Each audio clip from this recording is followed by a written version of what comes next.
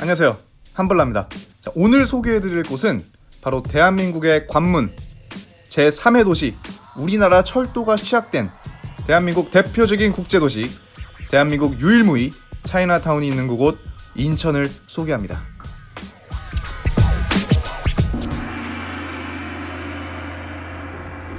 우리 인천이 좋은 곳이 너무 많은데 오늘 우리가 갈 곳은 인천역입니다.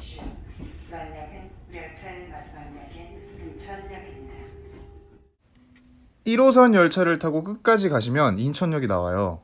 우리나라 철도가 시작된 곳 역시 바로 여기 인천입니다. 그리고 인천하면 역시 차이나타운이죠.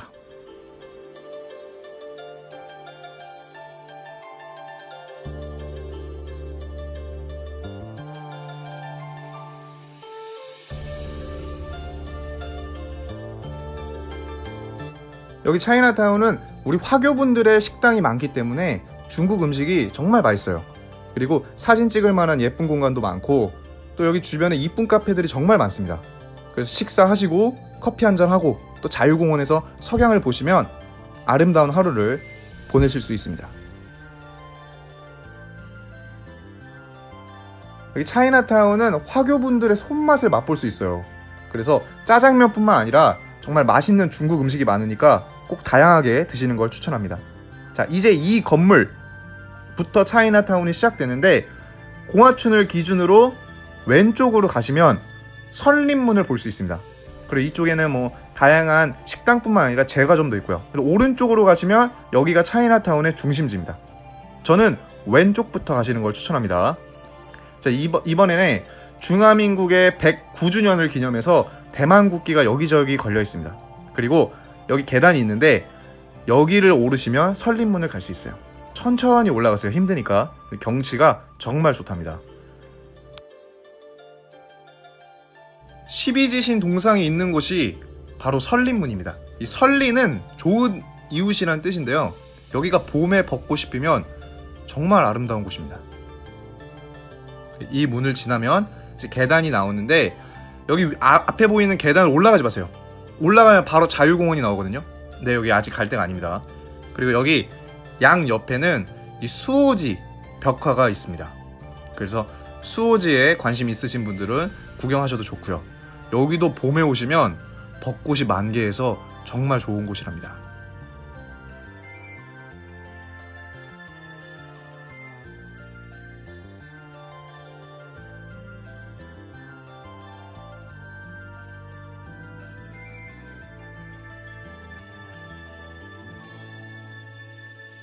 다시 여기 공화춘 자리로 와서 이제 본격적으로 차이나타운을 둘러봅시다.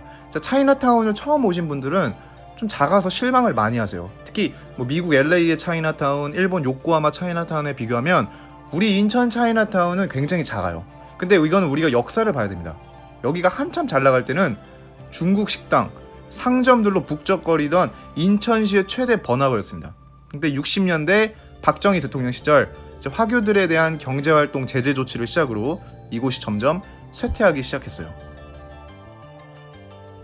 이제 우리나라도 다문화 가정이 많아지면서 모두 같이 더불어 살아가는 사회가 되고 있는데 이 화교분들이야말로 1세대 다문화라고 할 수 있습니다. 그리고 화교분들이 사는 곳엔 화교 학교가 꼭 있답니다.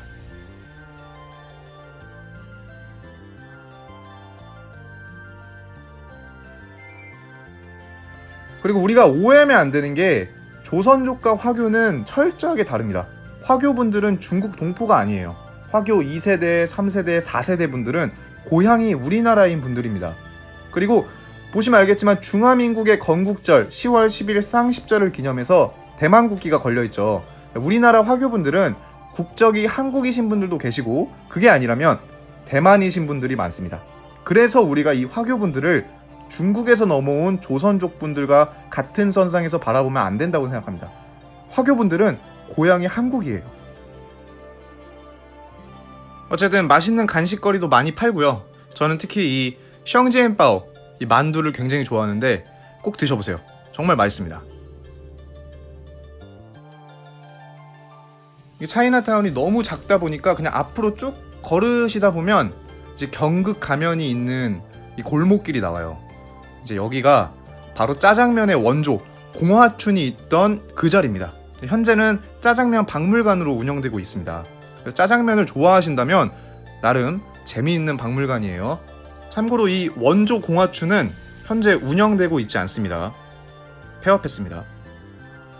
자, 다음 코스는 골목길을 나와서 이제 앞으로 쭉 걸으시면 다음 코스가 나오는데, 아쉽지만 차이나타운은 이게 답니다. 그래서 이제부터는 차이나타운이 아니라 인천을 소개시켜 드릴게요. 여기가 해안동 성당인데 화교 천주교 신자를 위해서 만들어진 성당입니다. 그리고 그 옆은 한중원이라는 중국식 공원이 있어요. 자, 여기서 좀 쉬시고 사진도 찍으면 참 좋은 곳입니다. 안에 중국식 공원으로 꾸며져 있기 때문에 굉장히 이색적인 공간이라고 생각합니다.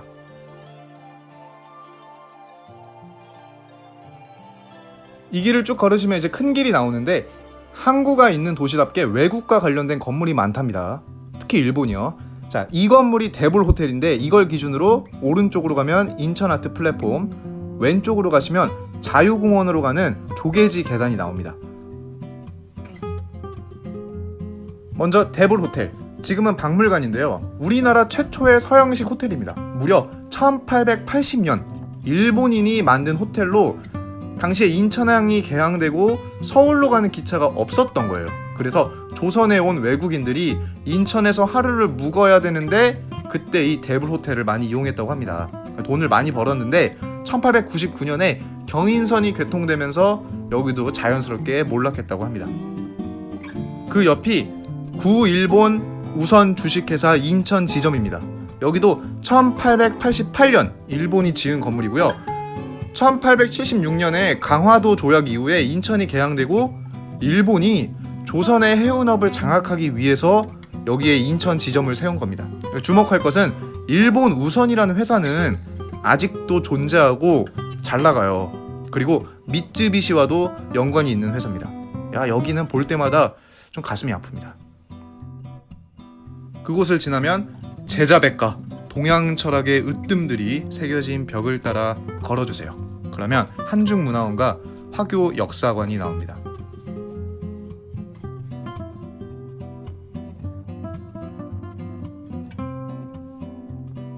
한중문화원 앞에 용이 정말 멋있습니다. 사진 꼭 찍으세요. 그리고 그 옆이 재물진두 순교 성지가 있어요. 이게 조선 말 천주교 신자들을 박해하던 곳으로 인천 최대의 순교터입니다. 천주교 신자라면 꼭 와보세요. 이제 그 맞은편으로 가시면 인천 아트 플랫폼이 나옵니다. 자, 이곳은 예전에 창고나 공장으로 쓰던 곳을 예술 공간으로 탈바꿈한 곳이에요. 그래서 지금은 코로나 때문에 전시회 같은 게 좀 없지만 그래도 여기가 유명한 이유가 드라마나 영화 광고 이런 걸 찍었던 곳입니다. 그래서 나중에 전시회가 열리면 오셔도 좋고, 아니면 좋아하신 드라마 혹시 여기서 찍었다면 직접 와서 같이 사진 찍는 것도 좋겠죠.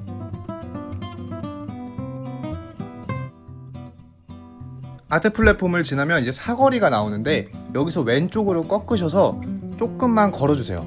그러면 딱 봐도 범상치 않은 건물이 눈에 띕니다. 여기는 구일본 제18은행 인천 지점인데요. 무려 1890년에 만들어졌습니다. 사실 여기 말고 여기 근처에 구일본 제1은행, 구일본 제58은행 건물이 있는데, 건물 자체는 서양식 양식으로 만들어져서 볼만합니다. 자, 근데 왜 여기 일본 은행이 이렇게 많았을까? 자, 인천이 개항하고 당시 일본인들이 중개무역으로 돈을 하도 쓸어가니까 일본 은행이 조선에 지점을 세웁니다. 그래서 일본인들의 돈을 관리하기 시작해요. 참 우리 수탈의 역사를 가진 우리로서는 썩 달가운 사실은 아니죠. 이제 은행을 지나 앞으로 가시면 뭔가 여기 있는 건물들이 살짝 어떤 국가가 떠오르지 않나요? 맞습니다. 바로 여기가 일본풍 거리예요. 그래서 일본식 건물이 참 많습니다. 여기를 일부러 관광거리로 만들기 위해서 일본식 건물을 지은 게 아니고 원래 옛날에 일본 사람들이 살던 곳입니다.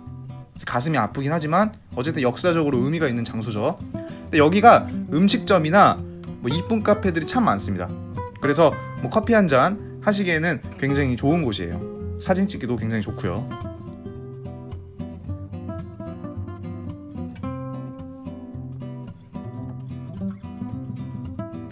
이제 일본 품거리 막바지에 이르면 이 계단이 나와요. 여기가 청일 조계지 계단인데요. 과거 청나라와 일본이 인천의 일부 지역을 나눠 가진 역사가 있습니다. 그때 이 계단을 기준으로 왼쪽엔 청나라 사람들이, 오른쪽엔 일본 사람들이 살았습니다.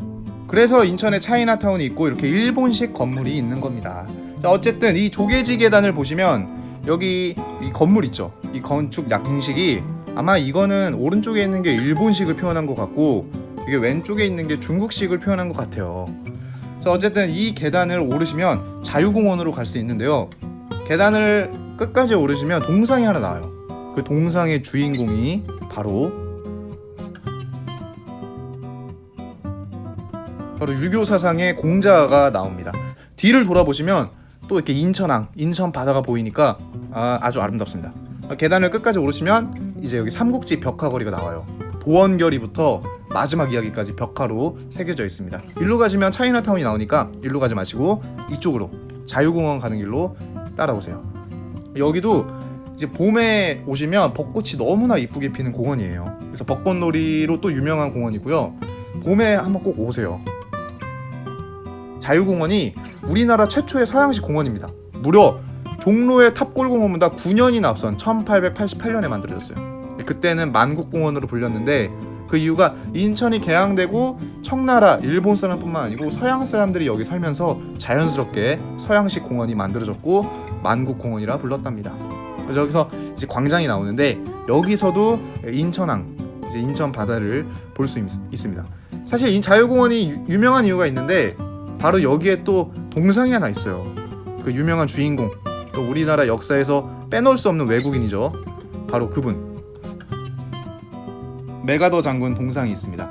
요즘 중국이 자꾸 한국전쟁을 항미원조라고 부르면서 역사를 왜곡하는데 이 메가더 장군의 인천 상륙 작전으로 우리 국군이 다시 주도권을 잡게 되죠.